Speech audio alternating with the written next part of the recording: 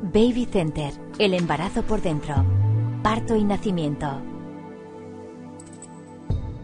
En las semanas previas al parto, tu cuerpo reduce la producción de progesterona y aumenta la de hormonas como las prostaglandinas que ablandan el cuello del útero y la oxitocina que provoca las contracciones. Las contracciones reales del parto son rítmicas y dolorosas y cada vez más fuertes. Los músculos verticales del útero se tensan, abriendo el cuello del útero, mientras que los de la parte superior del útero empujan y se relajan, guiando a tu bebé hacia abajo.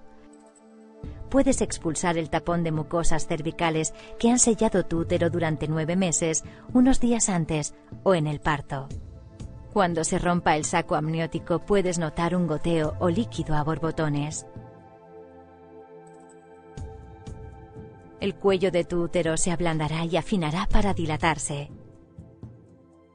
A los 4 centímetros de dilatación, tu cuerpo entra en la fase activa del parto, donde las contracciones son más fuertes y seguidas. A los 8 centímetros se inicia la parte más dolorosa del parto, la transición. A los 10 centímetros estás completamente dilatada y puede que quieras empujar. Ha empezado la segunda etapa del parto.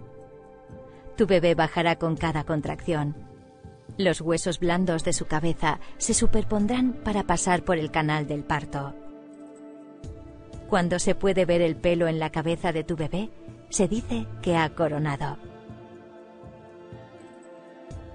Luego saldrá la cara, los hombros y el cuerpo. En la tercera etapa del parto, la placenta se desprende y se expulsa. Cuando tu bebé respira por primera vez, el increíble recorrido del parto ha llegado a su fin.